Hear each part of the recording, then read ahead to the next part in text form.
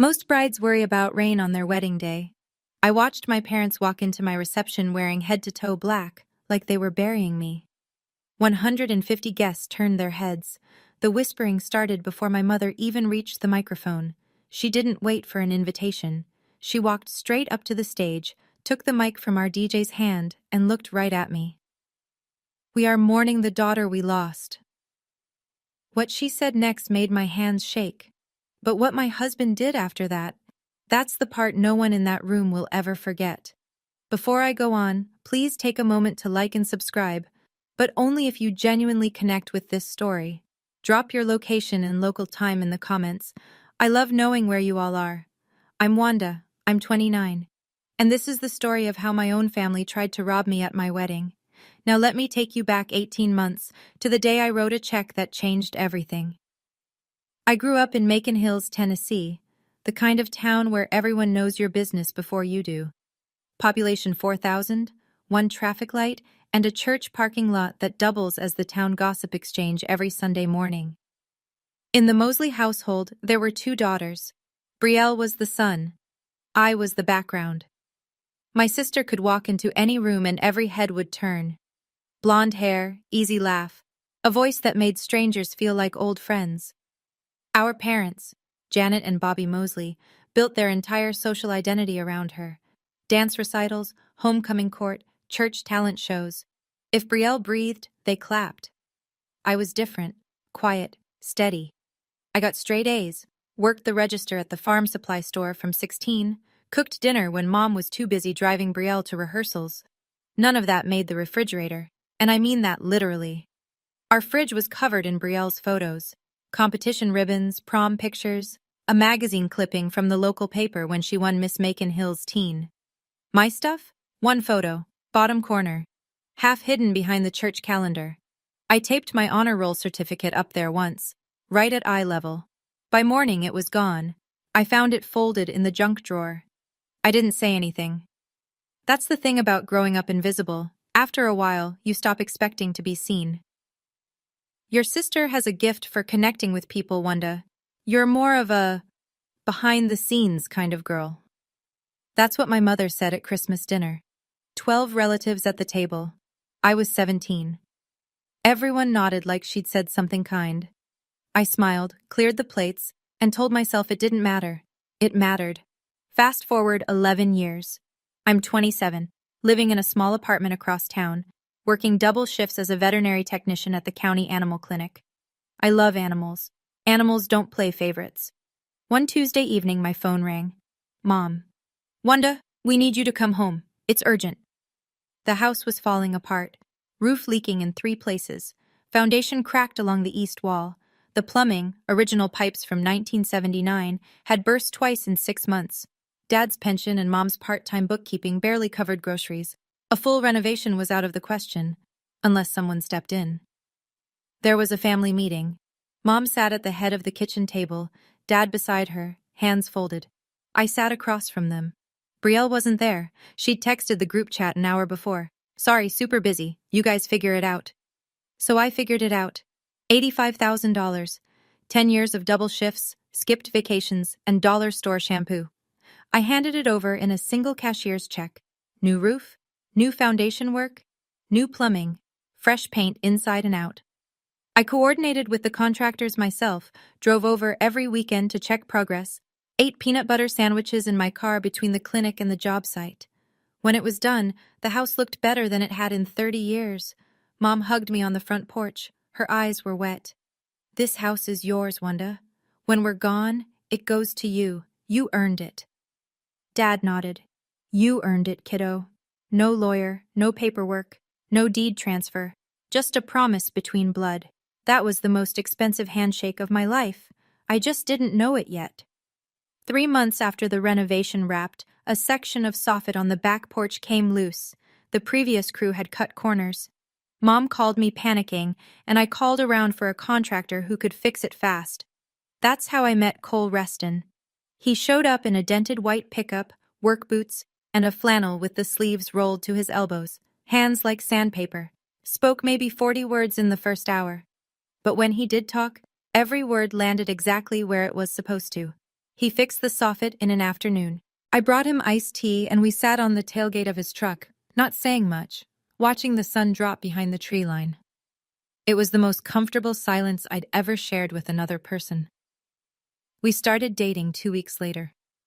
The first time Cole came to dinner at my parents' house, I could feel the temperature shift the moment he walked in. Mom looked at his calloused hands, his faded jeans, the truck parked in the driveway. "So, what exactly do you do?" she asked, pronouncing do like it had 3 syllables. Cole didn't flinch. "General contracting, residential mostly." That was all she said. Dad stared at his plate. Brielle happened to be visiting that week. She was sweet to Cole's face, all smiles and, "Oh, how fun." But later that night, through the thin walls of my old bedroom, I heard her on the phone with Mom. "He seems fine, but is that really the best Wanda can do?" I lay there in the dark, staring at the ceiling. Cole was asleep in the guest room downstairs, and he had no idea that the people in this house had already decided he wasn't enough. Just like me. 6 months after the renovation, I stopped by the house on a Saturday to grab a box of old textbooks from my closet. My closet was empty, not just the textbooks, everything. My posters, my high school yearbooks, the quilt Grandma Davis made for my 12th birthday. All of it gone, shoved into a plastic bin in the garage. The room had been repainted. Lavender, Brielle's favorite color. New throw pillows on the bed, a vanity mirror I'd never seen, a diffuser puffing eucalyptus into air that used to smell like my old vanilla candle. "Mom, what happened to my room?" She didn't even look up from her crossword. "Brielle needs a space when she visits. You don't live here anymore, Wanda." Something cold settled in my chest. I pushed past it. "Mom, can we talk about the house? About what you and Dad promised?" Dad was in the kitchen doorway. He heard me. I know he did because his hand froze on his coffee mug. Mom set her pen down. "We'll figure it out when the time comes. Don't be pushy." "Pushy? I put 85,000 and we're grateful. But this is still our home. Don't make it awkward." Dad said nothing, just took his coffee and walked out to the porch. I drove home with the windows down, hoping the cold air would shake the feeling loose. It didn't. Cole was waiting at my apartment. He took one look at my face. "You okay?" "I don't know anymore." He didn't push. He just made me a grilled cheese and sat with me until I fell asleep on the couch. I should have listened to my gut that day, because the worst part hadn't even started. Cole proposed on a Sunday morning. No ring at first. Just him, standing in my tiny kitchen, holding 2 mugs of coffee and saying, "I want to build something with you. Not just houses." I said yes before he finished the sentence.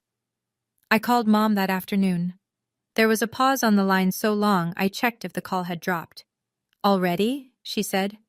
Then, "Well, I suppose congratulations are in order." She didn't ask to see the ring. She didn't ask about the date. 1 week later, Brielle flew home, unannounced. She stayed 5 days, shopping trips with Mom, cooking with Dad, brunch at the cafe on Main Street. I saw the photos on Facebook. I wasn't invited, but the photos weren't the problem. My friend Darla, she works at the post office, knows everything that moves through Macon Hills, called me on a Wednesday night. "Hey, so, Brielle's been talking." "About what?" "About Cole. She told Patty Morrison and half the ladies at the salon that Cole pressured you into paying for the house, that he's got his eye on the property." I sat down on the edge of my bed. "That's not true." "I know, honey, but she said it like she was worried about you. Real convincing." I hung up and stared at the wall. My sister hadn't just insulted Cole behind closed doors anymore. She'd taken it public. In a town where a rumor at the salon hits every kitchen table by Sunday. And the worst part? She'd framed it as concern. "Between us, I think he's isolating her. She used to be so independent." That's what Darla said, Brielle told them, word for word, like she'd rehearsed it. 2 weeks later, Mom called. No small talk. No, "How are you?" Just a voice I barely recognized. Cold, clipped, certain. "Your father and I have been thinking, maybe the house should go to Brielle. She's struggling, Wanda. You have Cole." I gripped the phone so hard my knuckles went white. Mom, I put $85,000 into that house. That was a gift to your family. Don't throw it in our faces. A gift. 10 years of my life. Repackaged as a gift so they could hand the result to someone who texted you guys figure it out while I signed the check. I tried one more time. You and Dad promised. Promises change. Circumstances change. Brielle needs stability right now, and frankly, with Cole in the picture, I'm not sure your priorities are where they should be. There it was. Not just the house, not just the money. She was using Brielle's lies about Cole as justification. That night, Dad called. Separate phone. His voice was quiet, tired. Just let it go, kiddo. Your mom's mind is made up. And yours? A long pause. I don't want to lose anybody. You already are, Dad. He hung up first. I sat in the dark doing the math. $85,000. No documentation, no contract, no witnesses beyond a kitchen table promise. If I stayed silent, I would lose every cent. Brielle would sell that house the minute the deed was in her name, and my parents would never admit they'd been wrong. But if I fought back, I'd lose them entirely. I chose silence, not because I was afraid, because I didn't yet know how far they were willing to go. Cole found me at the kitchen table at midnight, staring at a bank statement on my laptop screen. The $85,000 transfer, highlighted in yellow, dated 22 months ago. He pulled up a chair. Didn't say anything at first, just looked at the screen, then at me. Tell me everything. So I did. Mom's call, Dad's resignation, Brielle's rumor campaign, the room painted lavender, all of it. Cole listened without interrupting. When I finished, his jaw was tight, but his voice was steady. Do you have the receipts from the renovation, the bank transfers? I nodded. Every email, every invoice, the bank statements right here. What about the contractor? Would he remember? Greg Holloway. He'd remember. I called him every week for 4 months. Cole leaned back. He folded his arms, and I could see him thinking, not reacting, not fuming, just calculating, like he was reading blueprints for a building that hadn't been built yet. Good. Keep all of that. Screenshots. Save them somewhere safe, not just your email. And Wanda? Don't confront them. Not yet. What are you thinking? He looked at me, not angry, not pitying, just certain. I'm not going to let them take what's yours, but we do this smart. He squeezed my hand once, then stood up, rinsed his mug, and went to bed like it was any other Tuesday. But it wasn't any other Tuesday. Because starting that night, I noticed something. Cole began spending an extra hour on his laptop every evening after dinner. He didn't explain. I didn't ask. I trusted him. And that turned out to be the best decision I ever made. We set the wedding for June 14th. Small budget, no help from my parents. Cole and I would pay for everything ourselves. A barn venue outside town, a local caterer, wildflowers from the farmer's market. Nothing fancy. Just ours. Mom made her position clear early. I'm not paying for a wedding to a man I don't approve of. We didn't ask you to, I said. She hung up. I expected the cold shoulder. What I didn't expect was what showed up on Facebook the following Saturday. A photo. Mom and Brielle, side by side, at a bridal boutique in Nashville. Brielle holding a white gown against her body. Mom beaming. Caption. Mother-daughter day. Brielle wasn't engaged. She didn't even have a boyfriend. Not one Mom knew about anyway. My phone buzzed. Kenna, are you seeing this? I stared at the photo. 47 likes. Comments. So gorgeous. And can't wait for the big day. And lucky mama. Not one person asked whose wedding they were shopping for. Because in the Mosley family, there was only one daughter worth celebrating. I didn't comment. I didn't react. I locked my phone, set it face down on the counter, and went back to addressing our wedding invitations by hand. That night, I couldn't sleep. I lay in bed replaying that photo, my mother's smile, the way she had her arm around Brielle like she was the bride, like I didn't exist. Cole rolled over. You're thinking too loud. Sorry. Don't be sorry. Just remember, people who need an audience to feel powerful always need a bigger one next time. I didn't fully understand what he meant. Not until the wedding. 3 weeks before the wedding, I drove to my parents' house to grab the last of my things from the garage. An old lamp, some winter clothes, a box of Christmas ornaments Grandma Davis left me. Brielle's car was in the driveway. I almost turned around. But my stuff was my stuff, and I was done rearranging my life around her schedule. The garage side door was unlocked. I stepped in, found my box, and started loading it into my trunk. That's when I heard her voice. Drifting through the open window above the garage, clear as a bell, Brielle was on FaceTime upstairs, laughing. Once I get that house, I'm listing it. Travis and I checked the comps. Easy 450. I froze, my hand on the box, my heart in my throat. A man's voice, tinny through the speaker. Your parents still don't know about me? Not yet. I'll introduce you after the house thing is done. One bomb at a time, babe. He laughed. She laughed louder. Then she said it. The sentence that rearranged every memory I had of the last 2 years. I told them Cole was only with Wanda for the property. They ate it up. Honestly, it was too easy. A pause. Then, Wanda's an idiot for pouring 85 grand into a house she'll never own. I stood there in that garage, my hands shaking, a box of Grandma's ornaments rattling against my chest. I could hear my own pulse in my ears. Every instinct told me to storm upstairs, to scream, to confront her with her own words still echoing off the walls. I didn't. I set the box down, walked to my car, and drove home in silence. That was the smartest thing I've ever done. I made it to the kitchen table before I broke. Not a big cry, just tears running quiet down my face while I sat there gripping the edge of the table like it might float away. Cole came in from the yard. He saw me and set down his water bottle without a word, pulled a chair beside me, waited. I heard her, Cole, Brielle, on the phone. I told him what she said. Every word. The listing price, the boyfriend, the lie about him. When I got to the part where she called me an idiot, my voice cracked. Not from the insult, but from the realization that my parents had rewritten their opinion of the man I loved based on a story my sister invented over FaceTime with a boyfriend they didn't even know existed. Cole didn't slam the table, didn't raise his voice. He sat very still and asked one question. Did you record it? I shook my head. Next time, keep your phone on record, just in case. He was quiet for a moment. Then, they're planning something for the wedding. I can feel it. Let me handle the slideshow setup. I blinked. The slideshow? I told the DJ I'd put together a photo reel for the reception. Let me manage that. It seemed like a small thing. A husband wanting to handle the wedding slideshow. But the way he said it, calm, deliberate, like a man measuring twice before he cuts, told me it wasn't small at all. If they want to make a scene, we'll let them. And then we'll make sure everyone sees the truth. I didn't ask him to explain.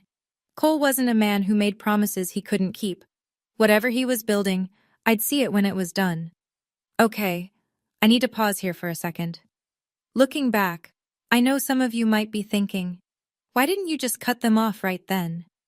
And honestly, I asked myself that too.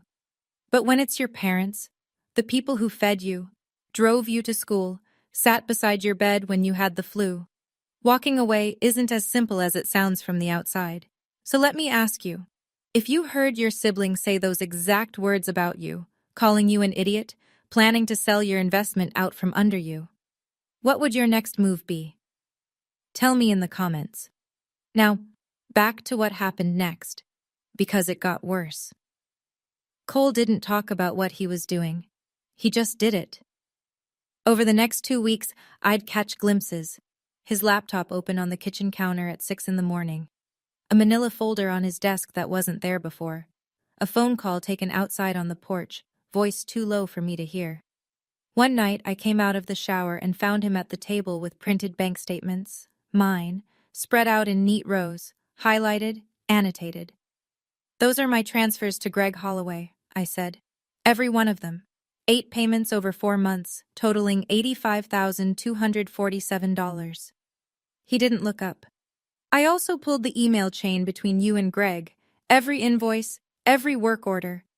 Cole, what are you? I talked to a real estate attorney today. Name's Mitchell Farrow, out of Cookville. I sat down. A lawyer? Just a conversation. He said if you contributed a significant amount to the property, documented, traceable, and they try to deny you any interest, You have a strong case. Unjust enrichment. Tennessee recognizes it. He said it the way he'd say, the roof needs flashing. Factual, no drama.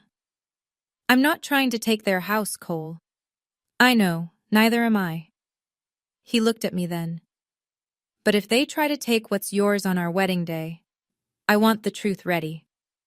He held up a USB drive. Small, black, ordinary. Slideshow backup, he said, and he slipped it into his shirt pocket. I watched him organize the papers back into the folder, finish his coffee, and rinse the mug, like it was any other evening. I didn't know what was on that USB. Not yet. I wouldn't know until the night of the wedding. 2 weeks before the wedding. I drove over to my parents' house to return a baking dish Mom had left at our place months ago. A quick drop-off. 5 minutes, tops. I didn't call ahead. Maybe I should have. The front door was unlocked. I walked through the foyer, dish in hand, and turned the corner into the kitchen. All 3 of them were at the table. Mom, Dad, and Brielle. Papers spread across the surface. A pen between Mom's fingers. Dad's reading glasses low on his nose. The moment I appeared, the conversation stopped. Not a pause, a full stop, like someone had hit mute on a television. Brielle's hand moved fast. She flipped a page face down. Mom's eyes darted to the paper, then back to me. Wanda, we didn't hear you come in. I was returning your dish. I held it up. Oh, thank you. Mom's smile was tight. Practiced. I set the dish on the counter. My eyes swept the table. I couldn't help it. Most of the papers were covered, but one corner of the page Brielle had flipped was still visible. I saw 4 letters, printed in bold. Quit. The beginning of a word. I didn't need to see the rest. Just going over some boring bills, Mom said. She was already gathering the pages into a stack. Of course, I smiled. I'll get out of your hair. I walked out slowly. I didn't run. I didn't accuse. In the car, I pulled out my phone and typed 2 words into the search bar. Quitclaim deed. A legal document that transfers property interest from one person to another. No sale required, no warranty, just a signature. They weren't just talking about taking the house anymore. They were drawing up the paperwork. 1 week before the wedding. A Tuesday afternoon. I was home, folding laundry, when the doorbell rang. Brielle. Standing on my porch in a linen sundress, hair curled, smile wide, like she was dropping off a casserole. Hey sis, got a minute? She walked in before I answered, sat at the kitchen table, pulled a single sheet of paper from her bag, and slid it across the surface. The header read, Acknowledgement of Gift. I picked it up. The language was simple. 1 paragraph. It stated that I, Wanda Mosley, acknowledge that my financial contribution of $85,000 toward the renovation of the Mosley family home was a voluntary gift, made without conditions, expectations, or claims to ownership. A signature line at the bottom, my name printed underneath. It's just a formality, Brielle said. She tilted her head, eyes soft. Mom wants peace of mind before the wedding. You know how she worries. I read it again, every word. Then I folded it, set it on the table, and looked at my sister. I'm not signing this, Brielle. The softness in her face flickered, just for a half second, a flash of something cold behind the smile. Then the mask came back. Fine, we'll talk about it later. She stood, grabbed her bag, and walked to the door. See you at the wedding. She left the paper on the table. Whether she forgot or left it on purpose, I'll never know. But I know this. Cole came home 20 minutes later, saw the document, and photographed every inch of it, front and back. Then he slid it into the manila folder without a word. I didn't spend 10 years saving to sign it away in 10 seconds. That's what I told my empty kitchen after she left. June 14th. My wedding day. Kenna laced the back of my dress in the bridal suite. A converted tack room with a full-length mirror propped against a barn beam. Simple white dress, no train. Red lipstick, my grandmother's pearl earrings that I'd kept in a velvet pouch since I was 19. You look incredible, Kenna said. I feel like I'm going to throw up. That's normal, also incredible. The venue was a restored barn 20 minutes outside Macon Hills. String lights draped from the rafters, long wooden farm tables, mason jars stuffed with wildflowers Cole had picked that morning. 150 guests. My co-workers from the animal clinic, Cole's crew from the contracting business, neighbors, old friends, a few of Cole's cousins from Knoxville. The ceremony was outdoors, under an oak tree. When I came around the corner and saw Cole standing at the altar in a charcoal gray suit, his eyes turned red before I even reached him. He blinked hard, bit his lip, took my hands like he was holding something he'd been waiting for his whole life. Then Kenna touched my arm. Wanda. Her voice was strange, tight. You need to see this. I turned. Through the side window of the barn I could see the parking lot. A silver sedan had just pulled in. The door opened. Mom stepped out, head to toe in black. A long black dress, black cardigan, black shoes, funeral clothes. Behind her, Dad. Black suit, black tie, black expression, and behind him, Brielle. Also black. A fitted black dress and heels, sunglasses pushed up on her head. 3 people dressed for a burial, walking toward my wedding. Say the word, and I will lock that door, Kenna whispered. I didn't say the word. I wish I had. I didn't lock the door. I didn't cancel the ceremony. I did what I'd been doing my entire life in the Mosley family. I carried on. The 3 of them took seats in the front row. Black against a sea of pastels and summer florals. 150 people noticed. Nobody said a word. A woman on Cole's side, his Aunt Margine, leaned over to her husband and whispered something behind her program. I could read her lips from the altar. Is someone dead? The officiant kept going. I kept standing. My hands were in Cole's, and his thumbs pressed into my palms every time I started to tremble. During the vows, Cole went off script. Just one line. I will always protect what's ours. Not yours. Not mine. Ours. He held my eyes when he said it, but I saw Mom shift in her seat. Brielle crossed her arms. Dad stared at his shoes. We kissed. The crowd erupted. Cheers, whistles, Kenna ugly crying into a handkerchief. Everyone was on their feet. Everyone except 3 people in the front row. Mom sat rigid, hands clasped in her lap, black dress stark against the white folding chair. Brielle sat beside her with a small smile. Not a happy smile, the kind of smile you wear when you know something no one else does. Dad just looked tired, like a man who'd been told where to sit and what to wear and had stopped asking why a long time ago. I told myself it was fine. They'd made their statement. Black clothes, front row, stone faces. Fine, let them mourn. I was alive and married and standing in the sunlight, and I refused to let them pull me into the dark. But they weren't done. The reception started beautifully. String lights glowing. First dance. Cole spun me slow under a canopy of Edison bulbs while our guests clinked glasses and the caterers set out plates. Then the DJ tapped the microphone. We'd love to open the floor for toasts. He didn't finish. My mother was already moving. She crossed the dance floor in 4 strides, took the microphone from the DJ's hand, not a grab, but firm enough that he let go out of sheer surprise, and turned to face the room. 150 people went silent. I want everyone here to know we are in mourning tonight. A murmur rippled through the tables. We are losing our daughter to a man who married her for our family home. I couldn't breathe. My chest felt like it had been filled with concrete. She wasn't done. Wanda, if you have any love left for this family, you will sign a document right now releasing any claim to our house. Your sister needs that home, not some outsider. She pointed at Cole, at my husband, at the man who'd just promised me forever under an oak tree 30 minutes ago. Bobby stood up beside her. He didn't speak. He just stood, a silent wall of endorsement. And then Brielle rose from her chair. She reached into her bag and pulled out a document, the same one she'd brought to my apartment, the acknowledgement of gift. She held it up, visible to the entire room, and walked toward me. She set the paper on the table in front of me, placed a pen on top, and she smiled. Not a nervous smile, not an embarrassed smile, the smile of someone who had already won. Silence. Not the comfortable kind, the kind that presses against your eardrums and makes the room feel like it's shrinking. 150 pairs of eyes locked onto me. The bride in white, sitting at her own reception table, a pen and a legal document placed in front of her like a verdict. Brielle leaned down, close enough that I could smell her perfume. Just sign it. It was never yours anyway. I looked at the paper, then at the pen, then at my sister's face.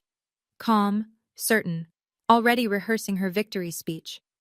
Then I looked at my parents, Mom clutching the microphone like a gavel, Dad standing beside her with empty eyes. Two people I had fed, cleaned for, poured every dollar I'd ever saved into, and they couldn't even look at me without resentment. My hands were flat on the table. I didn't pick up the pen. I didn't cry. Kenna was on her feet. I could see her from the corner of my eye, jaw tight, fists clenched, ready to charge. She was about to say something she'd regret on my behalf, and I loved her for it. But then a hand landed gently on Kenna's shoulder.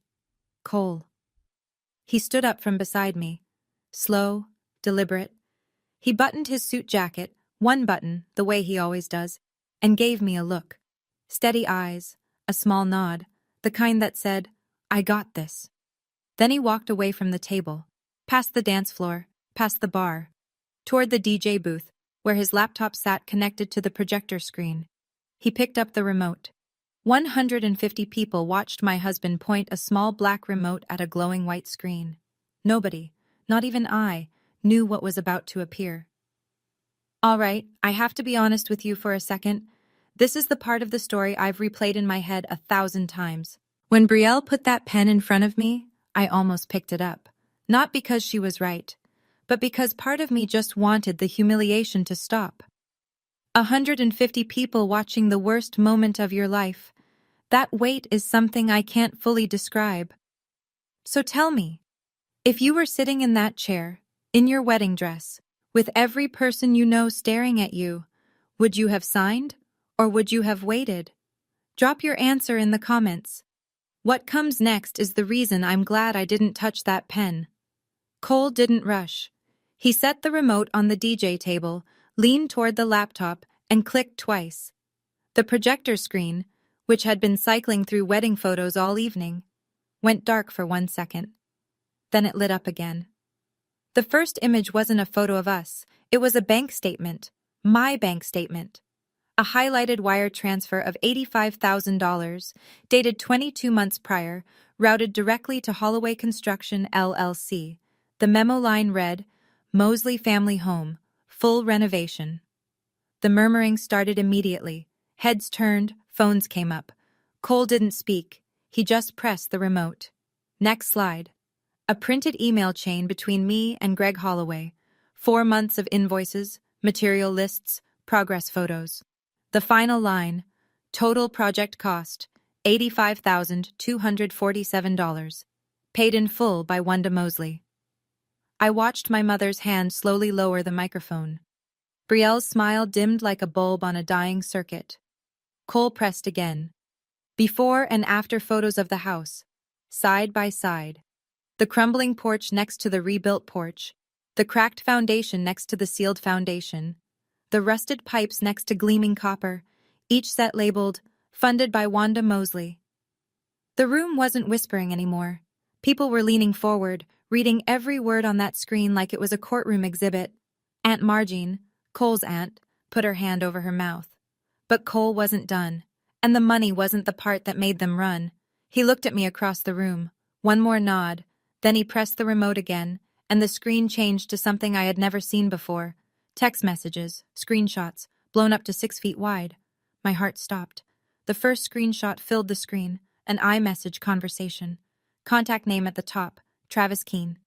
Brielle's outgoing messages in blue. 150 people read it at the same time. Brielle. Mom and Dad are so gullible, LOL. I told them Cole is only with Wanda for the house. They bought it immediately. The sound that moved through the room wasn't a gasp. It was lower. A collective exhale, like the air had been punched out of every chest at once. Cole pressed the remote. Brielle. Once I get that house, I'm listing it. Travis and I checked. Easy $450,000. Chairs creaked. Someone at the back table stood up for a better look. Another click. Brielle. Wanda's an idiot for paying $85,000 into a house she'll never own. Dead silence. Then a woman at table 9, I think it was Paula from the clinic, said, "Oh my God," loud enough for the whole barn to hear. Cole pressed one final time. The last slide. A photograph of the acknowledgement of gift document. The one Brielle had brought to my apartment. The one she'd just placed in front of me, minutes ago, with a pen and a smile. The text was clear enough for every guest to read. It asked me to declare my $85,000 a voluntary gift with no claim to ownership. Cole turned away from the screen and looked at my family. His voice was calm, not loud, not angry, just clear. That's who told you your daughter's fiancé was a gold digger, your other daughter. Mom turned to Brielle. Brielle opened her mouth. Nothing came out. The pen was still on the table in front of me. I hadn't touched it. The room cracked open. Aunt Marjean's voice carried from table 4. Lord have mercy. Then the noise came. Not shouting, just the low roar of 150 people processing the same betrayal at the same time. Whispers became sentences. Sentences became open conversation. Heads shook, eyes widened, phones lit up under tables. Brielle moved first. She snatched her bag from the chair, clutched it to her chest like a shield, and turned for the exit. Her heels cracked against the barn floor, fast, uneven, almost tripping on the threshold. Mom stood frozen at the microphone. The mic hung at her side, still on, picking up her breathing, quick and shallow, broadcast to every speaker in the room. Bobby, she said, voice shaking. Bobby, say something. Dad didn't say something. He shook his head once. Slowly. Then he took Mom's elbow. Not gently, not roughly, just mechanically, and steered her toward the door. We need to go. Now. Mom's heels clicked across the wooden floor. The microphone dropped from her hand and hit the stage with a dull thud that echoed through the speakers.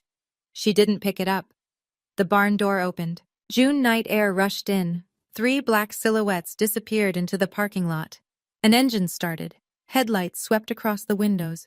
Then they were gone. The silence lasted maybe 4 seconds. Then Cole walked back to our table, sat down beside me, and took my hand under the tablecloth. He turned toward the room. Same calm voice. Sorry about the delay, folks. The bar's still open. The laugh started at table 6 and spread like a wave. Then the applause. Then Kenna, sobbing into her champagne, raising her glass. I didn't cry. Not because I was strong. Because I was finally free. We danced until midnight. The caterers ran out of pulled pork. Kenna gave a toast that made every woman in the room cry, including herself, twice. 2 of Cole's cousins started a line dance that lasted 6 songs. Nobody mentioned my parents for the rest of the night. Not out loud, anyway. The next morning, Cole and I sat across from Mitchell Farrow in his office in Cookville. Wood-paneled walls, a ceiling fan clicking overhead, and a man who looked like he'd been practicing law since before I was born. He reviewed everything. Bank statements, email chains, contractor invoices, the before and after photos, the screenshot of the acknowledgement of gift document. This is clean, he said, tapping the folder. Traceable funds, documented improvements, no reimbursement.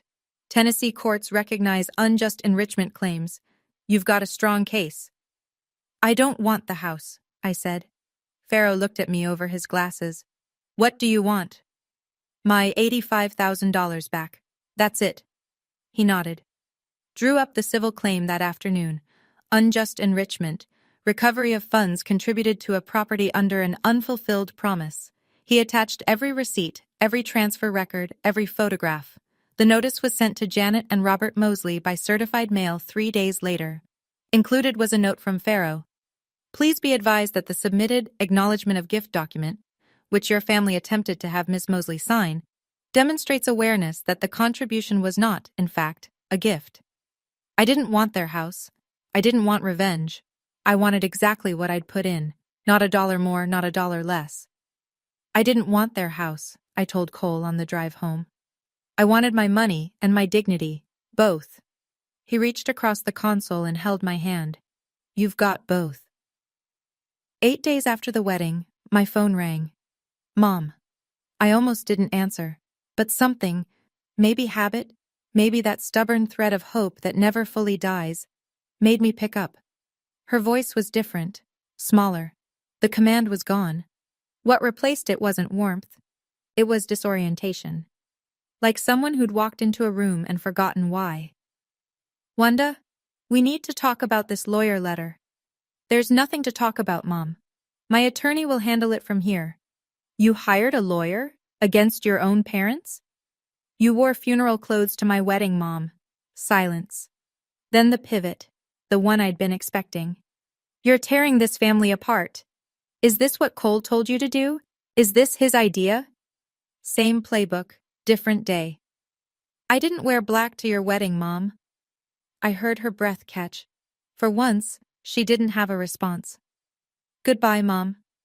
I hung up, set the phone face down, poured myself a glass of water, and stood at the kitchen window watching Cole mow the yard next door for our elderly neighbor. Even when everything was on fire, that man mowed lawns. 2 days later, a text from Dad. Just 5 words. I should have spoken up. Then, I'm sorry. I read it 3 times. I sat with it for a long time, turning those words over in my hands like something fragile. I thought about responding. I typed out 4 different replies and deleted every one. I wasn't ready, not yet. Forgiveness isn't a switch you flip, it's a road you walk, and I hadn't decided yet whether I wanted to start walking. But I didn't delete his message.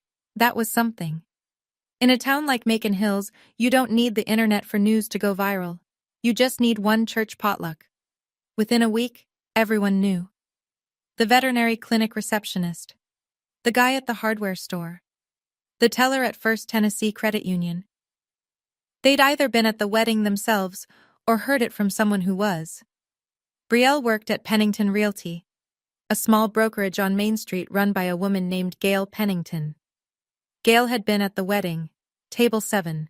She'd watched the whole thing unfold with a glass of Merlot in one hand and her jaw on the floor.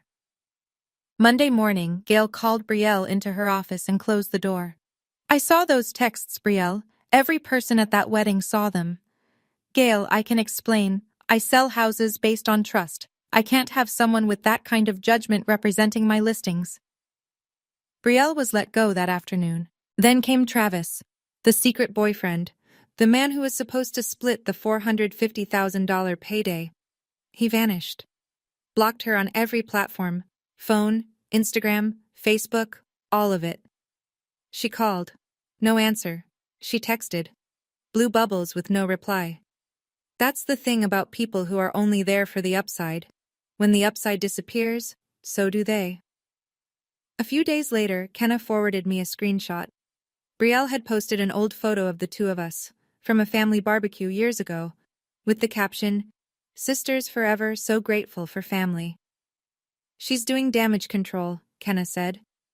I stared at the photo. 2 girls in the sun, arms around each other. I barely recognized either of them. I didn't respond. I didn't repost. I didn't comment. Some things don't need a response. They need a boundary. 6 weeks after the wedding, Mitchell Farrow called. They've agreed to settle. I pulled over to the side of the road to take the call. I was on my way home from the clinic, still in scrubs, dog hair on my sleeve. What are the terms? Full repayment, $85,000 over 36 months, equal installments, and you'll have a lien on the property until the balance is paid. Standard protection. The house? Stays in their name. This was never about ownership, and the agreement reflects that. I leaned my head back against the seat, closed my eyes. $85,000. Coming back.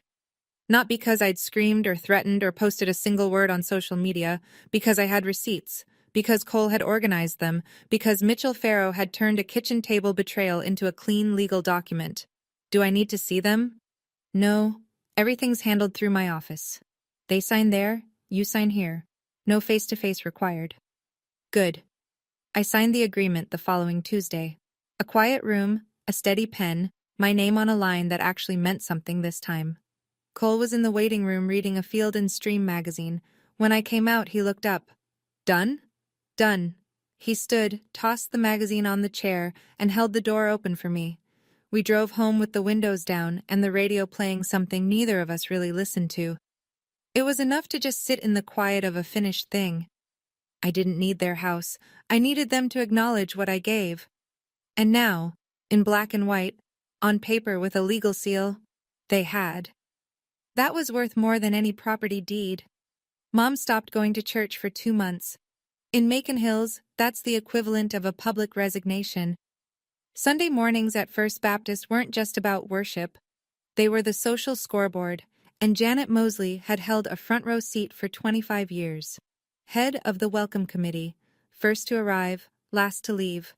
The woman who organized every potluck, every bake sale, every holiday pageant. After the wedding, she disappeared. The front pew sat empty. When she finally came back in August, she slipped in through the side entrance and sat in the third to last row. Alone. Nobody confronted her. This was Tennessee. People didn't make scenes, they just adjusted. Conversations got shorter, invitations stopped coming. The casserole train that used to arrive whenever someone was sick skipped the Mosley porch. Dad handled it differently. He started spending more time in the garden, alone, up early, out until dark, hands in the dirt like he was trying to grow something he couldn't name. He called me every 2 weeks, short calls, never more than 5 minutes. How's the clinic? Busy. Good busy. Cole doing okay? He's great, Dad. Good. That's good.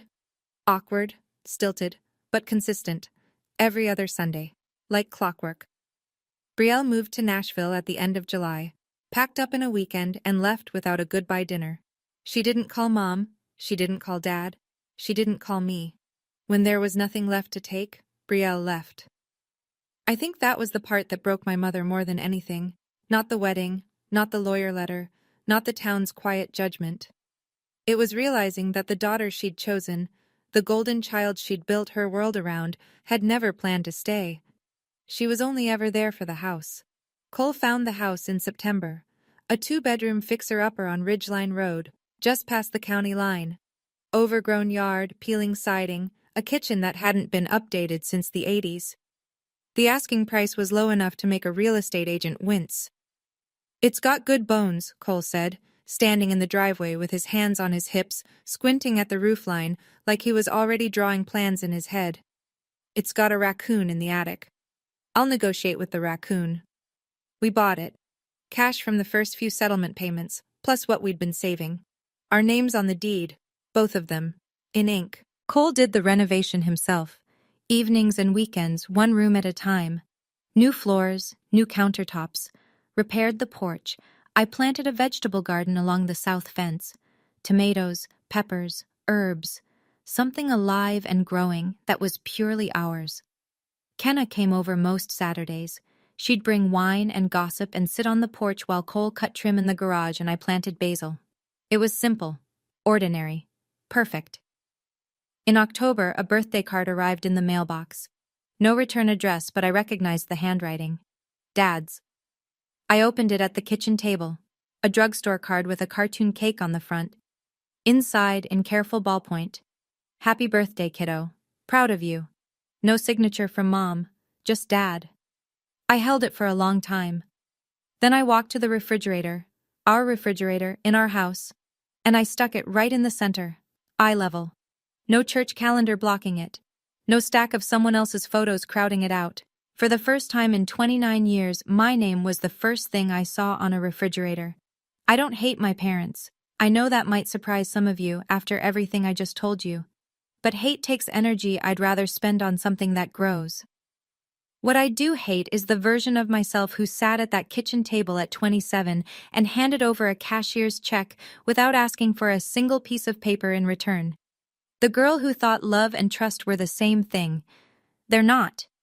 Love is a feeling. Trust is a contract. And every contract needs terms. My mother exploited a promise she never intended to keep.